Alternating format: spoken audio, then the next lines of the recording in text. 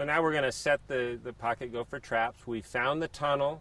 We know it goes in 2 directions, or in this case we had actually 3 tunnels. So we don't know where the gopher is in their system. There's 1 gopher per system. They're a solitary animal.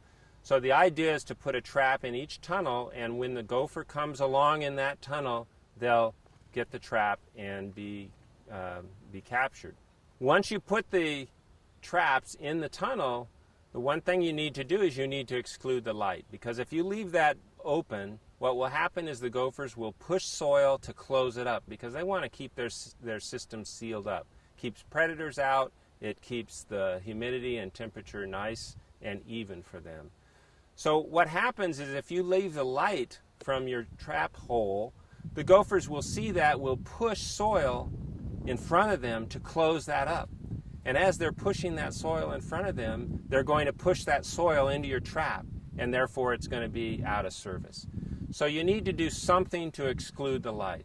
So you have to use what you have on hand. Now here we had some stones, so we put those over the opening of the tunnels. We then sifted some soil around and closed that up. So now it's a good, tight, closed set. You can use sod, you can use canvas, plywood, whatever you have at hand, but a good idea to get that light excluded. Some people say, no, leave a little light, but really there's no need to do that. So exclude the light. Gophers aren't affected by the odor of you setting the trap, so you don't have to use gloves or something like that. Also, you need to stake your flags. You need to wire them and put them on a stake.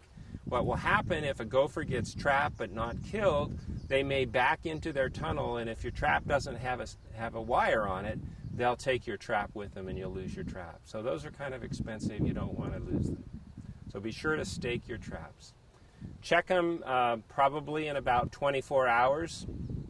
One of the disadvantages of these kinds of sets, you've got to dig them up to see if you caught anything. So give it some time to work.